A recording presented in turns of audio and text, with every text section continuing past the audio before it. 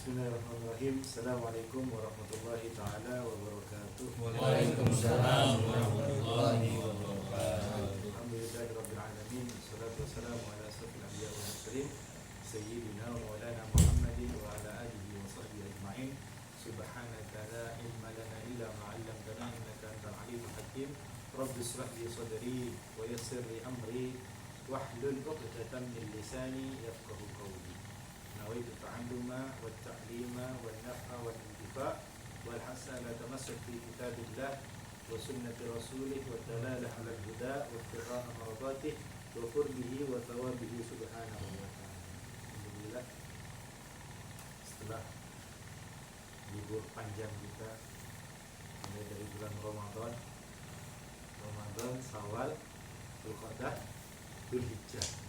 Sekarang sudah hampir akhir Dzulhijjah. Berarti 4 bulan kita libur.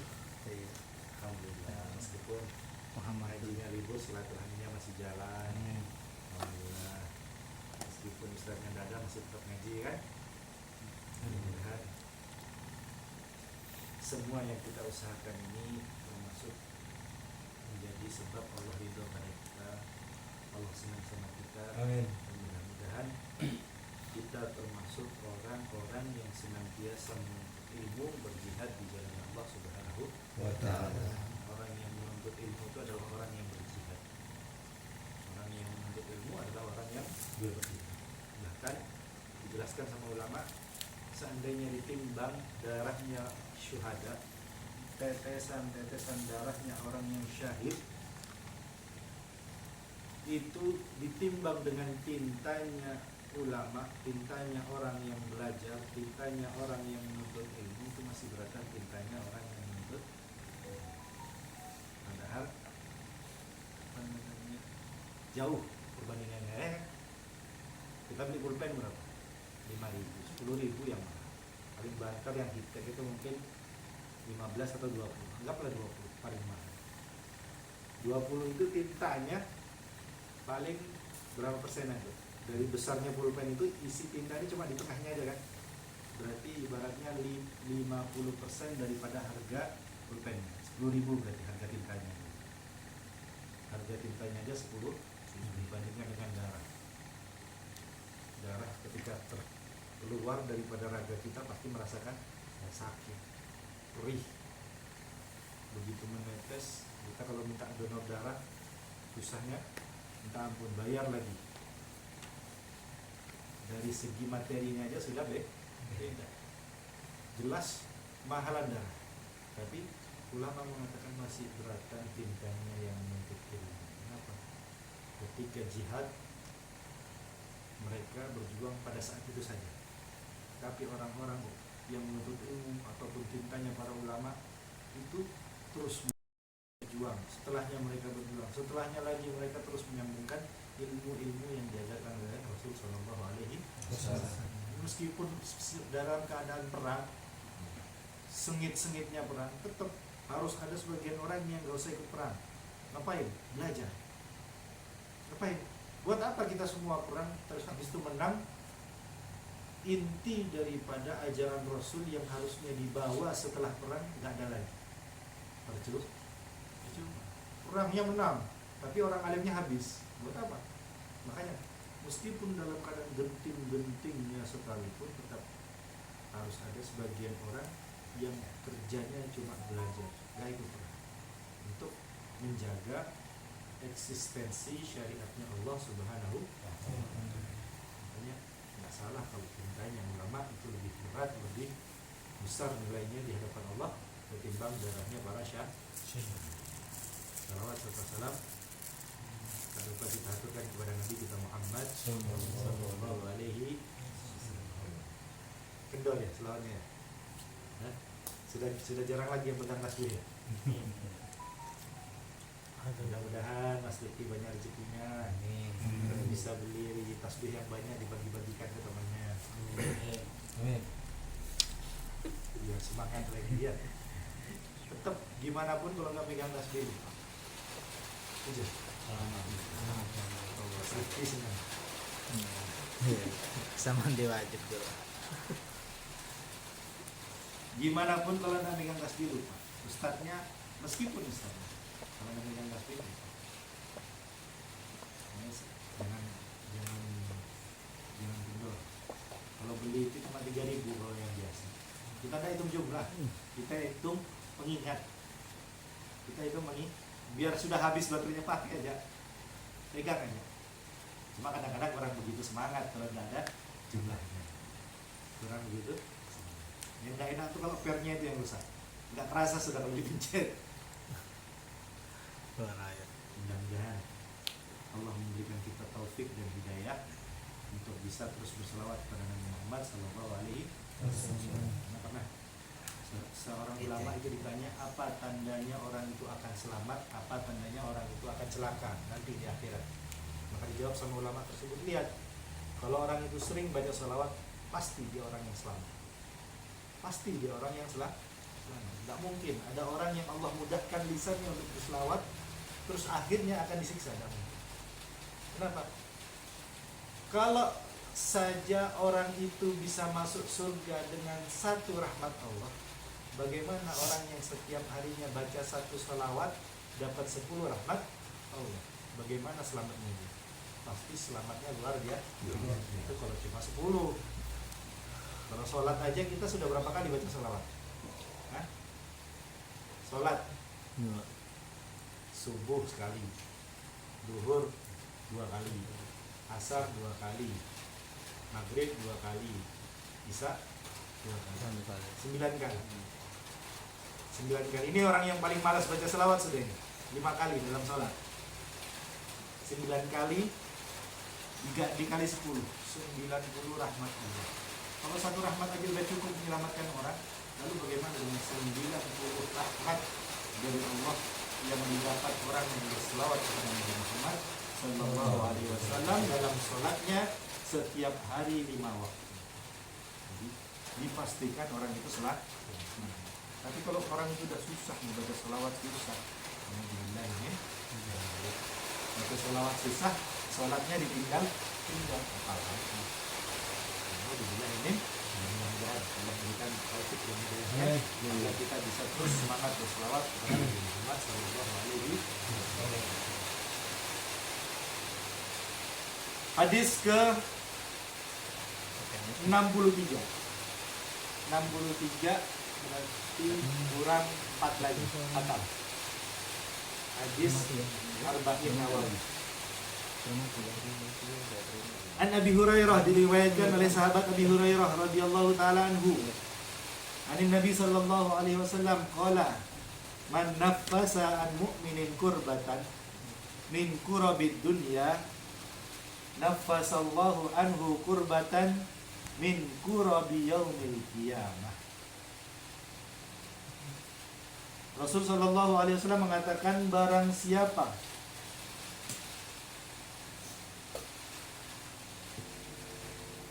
yang meringankan, yang menolong seorang mukmin satu kesusahannya saja daripada kesusahan-kesusahan dunia, maka Allah akan melepaskan dia, membebaskan dia daripada kesusahan-kesusahan di hari kiamat. Orang yang nolong satu aja kesusahan orang mukmin, maka Allah akan menghilangkan dari dia kesusahan-kesusahan, bukan satu ya, kesusahan dari kesusahan hari kiamat. Bayangin, hari kiamat itu diawali dengan hancurnya kehidupan pada saat itu, buruknya kehidupan saat itu, besarnya fitnah saat itu, sampai gak ada satu orang pun yang beriman kepada Allah. Fitnahnya di mana-mana. Jadi jangan heran, bukan cuma perselingkuhan lagi sudah waktu itu. Ya mungkin hubungan keluarga dan lain sebagainya. Naudzubillah. Mudah-mudahan kita nggak sampai mengalami hal tersebut. Satu. Nomor 2, dahsyatnya yaumul qiyamah. Sampai dijelaskan gunung-gunung berterbangan kayak kapas. Gunung kayak Kalau kita kayak apa? Kayak angin, debu. Saking dahsyatnya hari dia, laut terbelah, bintang-bintang jatuh, berhamburan, planet sama planet saling bertabrakan, hancur, pokoknya susah. Itu baru hari dia. Dilanjutkan setelahnya padang mahsyar. Padang mahsyar ini saking beratnya sampai mereka mengatakan Allahumma arihna walau ilan nar. Ya Allah, selamatkanlah kami meskipun kita masuk ke neraka tidak apa-apa. Yang penting keluar dari padang mahsyar. Mereka nggak tahu bahwasanya neraka itu lebih perih. Tapi saking perihnya padang mahsyar itu sampai mereka menginginkan, ya Allah arihna walau ilan nar. Ya Allah, selamatkan kami, bebaskan kami meskipun kami masuk neraka. Saking gawatnya hari padang mahsyar. Kemudian dilanjutkan yaumul hisab, hisab satu persatu dihisab, diperhitungkan. Jangankan yang besar-besar, satu butir nasi aja di piring kita yang tidak kita habiskan itu nanti ditanya sama Allah. Bayangin, satu butir nasi, kadang-kadang kita makan masih ada sisanya kan itu satu butir. Makanya guru-guru itu kalau makan biasanya sampai diangkat piringnya gini, nggak malu. Pakai kuah sampai disedot, kuahnya nggak malu, enggak. Kenapa? Takut sekecil apapun, wa may ya'mal mithqala dzarratin, yang mengamalkan, mengerjakan sekecil apapun, sekecil biji zarah, biji wijen, lebih kecil daripada butir nasi kan, ini juga dimintai pertanggungjawabannya. Saking dahsyatnya nanti hari kiamat. Setelah dihisab, lewati sirat. Sirat ini lebih kecil daripada rambut yang dibelah jadi 7. Tajamnya lebih tajam daripada pedang apapun. Dan di bawahnya menganga api neraka yang menarik-narik orang agar masuk ke dalamnya. Yang kalau punya rezeki, kurban. Mudah-mudahan kurbannya diterima, kita melewati sirat pakai hewan kurbannya. Sementara faedahnya sirat. Bisa lewat, selamat. Kalau tidak bisa, ya berarti belum dulu. Naudzubillah ini.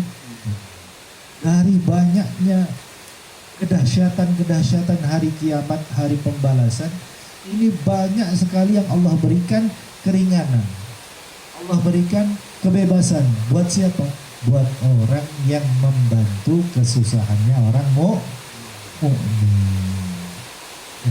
Satu kesusahan orang mukmin dibalasnya banyak kesusahannya dia nanti di akhirat, dibebaskan sama Allah Subhanahu wa taala. Berkat bantu orang mukmin, nggak kena fitnah akhir zaman. Berkat bantu orang mukmin, ketika di padang mahsyar Allah kasih naungan. Allah kasih naungan di mana orang-orang saking ketakutannya, kepanasannya, kegilaannya, yang punya anak lagi disusuin ditaruh di bawah, diinjek biar dia selamat dari keringatnya. Yang hamil dikeluarkan isi dari perutnya, diinjek buat dia bisa selamat dari keringatnya. Saking gawatnya padang mahsyar. Allah berikan kebebasan, Allah berikan pertolongan untuk orang-orang yang membantu meringankan kesusahannya orang kelihatannya remeh, tapi pahalanya luar biasa. Kalau dulu remeh, kalau sekarang susah. Apa susah? Iya, ada orang butuh uang, kita kasih pinjaman. Di situ kita yang susah lagi. Ya benda. Ada salah seorang guru saya, ini memang betul-betul wanti-wanti sama kita, karena masalah hutang ini bisa menjadikan permusuhan, bisa menjadikan Kalau kamu mau ngutangin orang, sudah niatkan dari awal sedekah. Kalau dia balikin, kalau dia bayar, alhamdulillah kamu dapat rezeki baru. Kalau dia nggak balikin, kamu sudah tidak mengharap apa? Maksud diantaranya mohon maaf, bukan saya mau menjelekkan habaib, bukan saya tergolong orang-orang yang suka benci habaib, enggak. Guru saya habaib semua, saya memuliakan beliau-beliau. Tapi kadang-kadang memang ada lebih bagus, atau mudah-mudahan diganti yang lebih baik. Kadang-kadang ada orang yang merasa tertipu seperti itu kan, ya kan, memang bahasanya memang merasa tertipu, kenyataannya memang tertipu. Saking bencinya sampai dia itu bilang kalau ada Habib yang kayak gitu jangan kasih. Kalau ada Habib datang minta-minta jangan kasih. Kebetulan ada yang tanya sama saya kayak gitu. Ada kiai, ada ustadz di Balikpapan ini orangnya, termasuk ustadz yang kondang. Kalau ada orang minta-minta kasih apa enggak? Kasih. Orang minta-minta, orang enggak punya, kasih apa enggak? Kasih. Apalagi yang minta cucunya. Berarti kasih apa enggak? Kalau kita punya. Ini kan benar jawabannya kan? Kalau jawabannya jangan kasih, oh, ada urusan apa? Kita benci sama dia sampai dosa kasih gitu. Ya. Yang diajarkan, apalagi yang perminta pertama kali di satu hari. Ini betul-betul pantangan, ingat-ingat. Jangan pernah menolak orang yang minta pertama kali di hari tersebut. Yang minta anak, kasih. Yang minta orang luar, kasih. Yang minta orang-orang di jalan, kasih. Kenapa? Bisa jadi itu adalah malaikat yang Allah utus untuk menguji kita. Kalau dikasih, hidup hari kita jalannya lancar. Selamatan kita lancar, aman. Tapi kalau tidak dikasih, naudzubillah, malah jadi ada keterangan hadis yang menjelaskan bahwasanya jangan pernah menolak peminta yang pertama kali minta pada kita. Siapapun itu, anakkah, tetanggakah, orang yang meminta-mintakah, kalau bisa yang pertama kali jangan ditolak. Kasih sebisanya. Apalagi yang minta cucunya Rasul Shallallahu Alaihi. Jadi jawaban dari ustadz yang kondang tadi 100% salah. Karena yang diajarkan sama Nabi kita, orang miskin yang tidak punya apa-apapun, kalau minta sama kita yang diajarkan pertama kali apa? Kasih. Apalagi yang minta cucunya.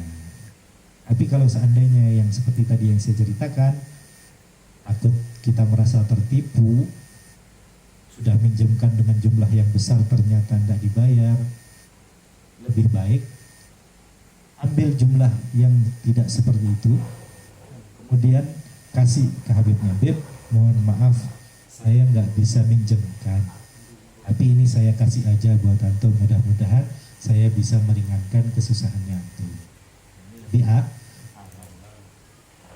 Dibalikin berkah, dibalikin ya sudah, jangan minta dibalikin lagi kan, sudah disedekahkan.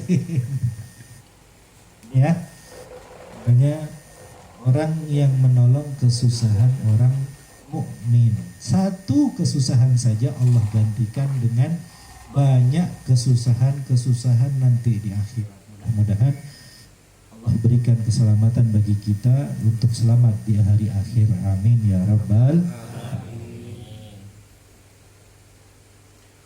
Wa man yassara ala mu'sirin yassarallahu alaihi fid dunya wal akhirah.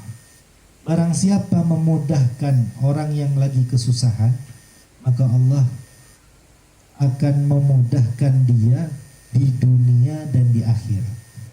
Bayangin, yang dibalas sama Allah nggak pernah sama. Yang pertama tadi, nolong kesusahannya orang satu, dikasih kesusahan dihilangkan di hari kiamat. Bukan satu kesusahan, tapi kesusahan. Yang kedua ini, barang siapa memudahkan orang yang lagi kesulitan, maka Allah akan memudahkan dia di dunia dan di akhirat. Barang siapa memudahkan orang yang kesusahan, maka Allah akan memudahkan dia di dunia dan di akhirat. Di sini dijelaskan bahwasanya ini lebih kepada orang-orang yang punya hutang. Orang punya hutang, sudah waktunya bayar, kita tagih, dia belum bisa bayar. Kalau kita kasih keringanan dia, kita kasih kelonggaran dia, ya sudah, kamu bayar setengah aja, oh ya sudah tak bayar. Artinya kita meringankan dia, maka kita akan dimudahkan semua urusannya di dunia dan di akhir. Atau memberi waktu longgang, memberi tambahan waktu untuk membayar, sama itu juga meringankan orang yang sedang kesusahan. Allah akan memudahkan urusannya di dunia dan di akhirat. Ingat kan? Ada 3 perkara sunnah yang pahalanya itu lebih besar daripada yang wajib. 3 pahala sunnah yang pahalanya lebih besar daripada pahala wajib. Yang pertama, memulai salam. Memulai salam, assalamualaikum, hukumnya sunnah, tapi pahalanya lebih besar daripada yang menjawab. Menjawab hukumnya wajib, masih besaran yang memberi salam. Yang kedua, memberi keringanan waktu untuk orang yang punya hutang. Memberi perpanjangan waktu untuk orang yang punya hutang. Ada orang punya hutang sama kita, kita kasih, gak bisa waktunya bayar, dia belum punya uang. Kita kasih kepanjangan waktu untuk dia membayar utangnya. Hukumnya apa? Wajib. Mana lagi namanya dia belum mampu. Ini hukumnya wajib. Tapi besaran pahalanya orang yang membebaskan hutang tersebut. Sudah bisa bayar, hutangnya tak bebasin. Nah ini hukumnya sunnah, yang ini lebih besar pahalanya daripada yang wajib. Yang satunya lupa saya. Satara musliman satarahullahu fid dunya wal akhirah. Barang siapa menutupi aib, kekurangan orang muslim, maka Allah akan menutupi aibnya dia di dunia dan di akhirat. Tadi yang saya katakan, yaumul hisab. Yaumul hisab ini nggak sembarangan. Bahkan saking gentingnya Rasul itu nggak pernah meninggalkan tempat hisab. Waktu umat-umatnya dihisab, nggak pernah ditinggalkan. Betul-betul di backingin sama Rasul Sallallahu Alaihi Wasallam. Kenapa? Rasul itu takut. Kenapa? Kalau kejelekan umatnya dipertontonkan sama Allah di semua manusia mulai zamannya Nabi Adam sampai nanti akhir zaman. Kalau kita lihat, kalau kita nonton film, film-film yang lucu-lucu itu, lagi nonton semua kan, ada orang sembunyi-sembunyi, habis itu sambil ngintip, kelihatannya kan lucu ya. Orang mandi, tiba-tiba ketahuan, yang nonton lucu. Begitu juga kita. Nanti di akhirat kita yang di syuting, kita yang dipertontonkan oleh Allah Subhanahu wa taala. Ada orang malu, waktu ada orang malu maksiat, ketika sudah sembunyi-sembunyi, udah ditutup pintunya, pun cewek lagi nggak ada orang, bila melihat sesuatu yang diharamkan oleh Allah Subhanahu wa taala. Sama itu nanti dipertontonkan, disorot sama Allah. Bahkan kadang-kadang ada di Zabur pelakunya. Bayangin malunya kita gimana? Malunya kita gimana? Yang nonton mulai dari zaman Nabi Adam sampai akhir zaman. Makanya Rasul itu nggak pingin ada umatnya yang malu di hadapan umat-umat yang lainnya. Makanya dikasih ini. Biar apa? Biar kita bisa menutup aib kita. Biar kita bisa menjaga aib kita. Jangan malah dipertontonkan, jangan malah dipamer-pamerkan, apalagi dibangga-banggakan. Semua orang akan diampuni dosanya kecuali orang yang membangga-banggakan maksiatannya. Gak bakal diampuni. Gimana mau diampuni orang dia bangga? Dan bangga ini nggak harus dia tuh sombong, enggak, cukup dia cerita ke temennya aja, dia sudah dianggap bangga. Mujahir namanya, orang yang menampakkan dosanya. Tadi malam saya melakukan cerita, ngapain mau cerita? Padahal antara dia sama Allah ketika tidak ada orang yang tahu, insya Allah Allah akan mengampuninya. Kenapa? Nggak ada orang yang tahu. Tapi kalau dia cerita sama orang lain, kalau sampai nggak dihisap, orang tadi yang kita ceritain bakal nanya, ya Allah, dia pernah cerita dulu kayak gini. Mana kok nggak ada? Akhirnya muncul lagi catatan-catatannya. Tadinya sudah mau diampuni sama Allah, keluar lagi catatan-catatannya, dan akhirnya dihisap. Naudzubillah, kalau banyakkan dosanya masuk nerakanya Allah Subhanahu wa ta'ala. Seandainya memang harus maksiatlah sendiri, tertutup dari semua orang, dan tanamkan di hati kita maksiat bukan menentang Allah, kita maksiat bukan karena tidak percaya sama Allah, kita maksiat bukan karena tidak takut Allah melihat kita, tapi kita maksiat karena memang kita masih lemah, masih kalah daripada hawa nafsu kita. Ini paling minimnya keadaan orang tatkala maksiat kepada Allah Subhanahu wa ta'ala.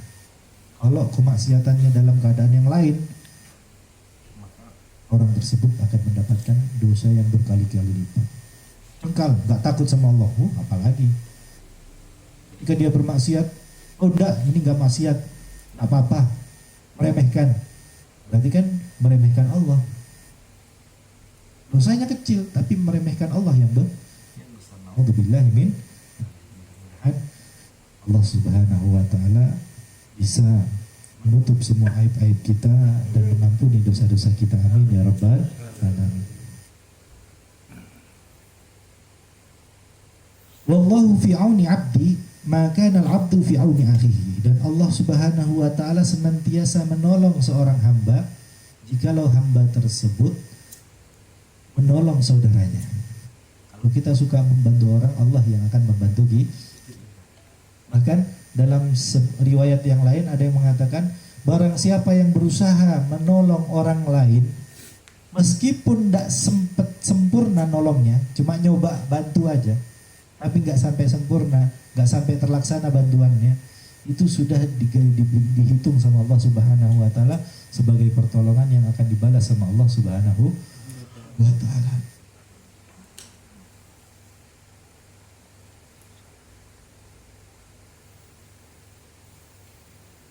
Meskipun dia cuma berusaha bantu, nggak sampai selesai, cuma baru berusaha, itu sudah cukup dianggap sebagai orang yang berusaha menolong saudaranya. Ingin semua urusannya lancar, banyak-banyak nolong.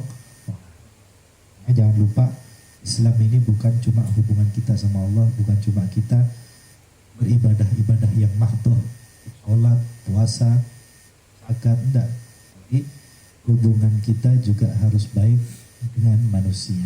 Bahkan dari bagusnya agamanya seseorang itu baiknya budi pekertinya, baik kepada tetangganya, baik kepada saudaranya.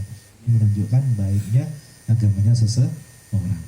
Tapi kalau sebaliknya, naudzubillah, orangnya alim tapi suka ganggu temannya, ganggu saudaranya, naudzubillah, dan tempatnya di neraka.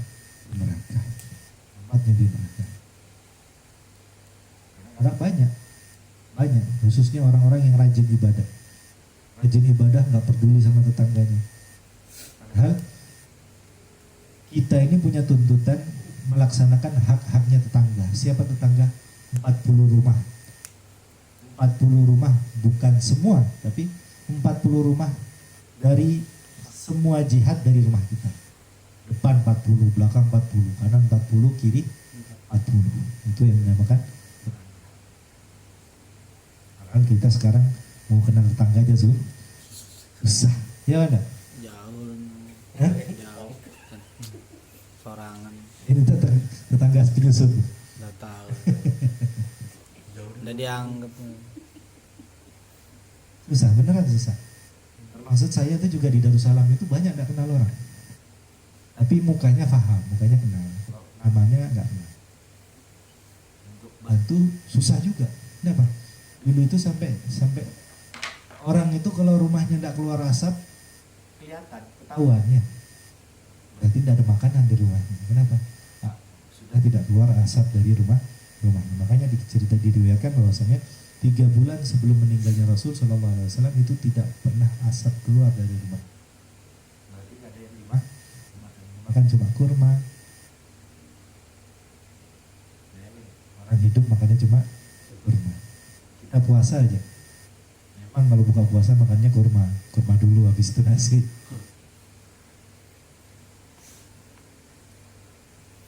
Barang siapa membantu saudaranya maka Allah akan membantu dia. Biasa membantu seseorang jika orang tersebut selalu membantu saudaranya. Wa man salaka tariqan yaltamisu fihi ilman sahalallahu lahu bihi tariqan ilal jannah. Barang siapa yang menyiapkan dirinya berjalan untuk mencari ilmu, maka Allah akan memudahkan jalannya untuk menuju surganya Allah Subhanahu wa taala. Ada sebuah riwayat yang mengatakan, man yurid an yara utaka Allah minan nar falyandur al-muta'allim. Barang siapa yang ingin melihat wajah-wajahnya orang yang selamat daripada nerakanya Allah, maka lihatlah wajah-wajahnya orang yang menuntut ilmu. Nah, ini sebuah kabar gembira buat kita ya. Meskipun belajarnya kadang-kadang sambil ngantuk-ngantuk, kadang-kadang kalau yang di dalam ngaji di luar sambil rokokan. Ya benar. Tapi selama dia mau menuntut ilmu, datang dari rumahnya, keluar dari rumahnya untuk datang ke suatu tempat untuk menuntut ilmu, maka wajah-wajah itulah yang akan dibebaskan oleh Allah daripada api neraka. Alhamdulillah. Ini hadis dari Rasul Sallallahu Alaihi Wasallam. Jadi insya Allah wajah-wajah ini akan kita lihat semua nanti di surga. Amin. Ya Rabbal Alamin. Waman salaka tariqan yaltamisu fihi ilman sahalallahu lahu tariqan ilal jannah. Wa majtama'a qaumun fi baitin min buyutillah yatluna kitaballah wa yatadarasuna bainahum illa nazalat alaihimus sakinah.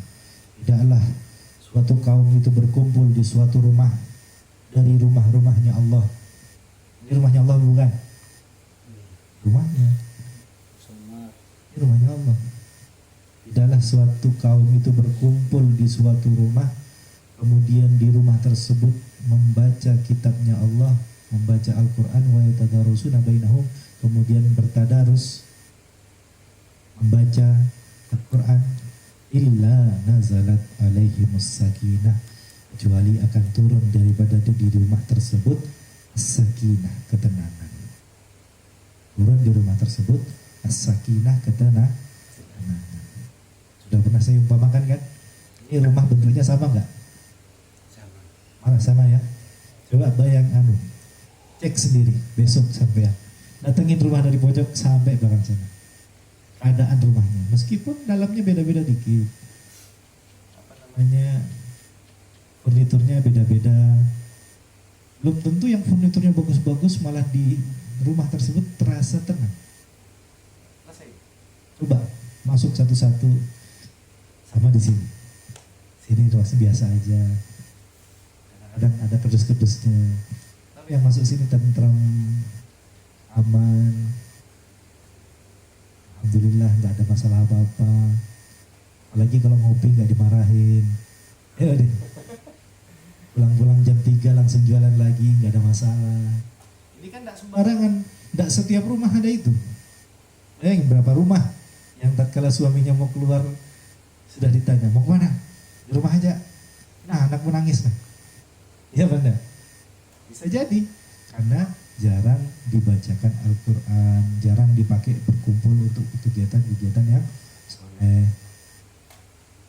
Hilang, namanya ketenangan di dalamnya itu hilang. Tak bakal bisa menggapai yang dikatakan Rasul, baiti jannati, rumahku itu adalah surgaku. Gimana mau masuk aja sudah muring-muring,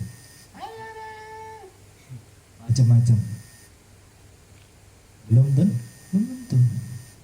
Meskipun materinya banyak, meskipun keuangannya melimpah, belum tentu. naudzubillah min dzalik, sampai-sampai naudzubillah meskipun uangnya banyak, pangkatnya tinggi, di dalamnya naudzubillah amburadul, di dalamnya cekcok terus, apalagi sampai ada yang namanya perselingkuhan, naudzubillah min. Ini pangkatnya tinggi, punya pengawal, punya mata-mata, masih bisa seperti itu. Apalagi kita yang tidak punya apa-apa.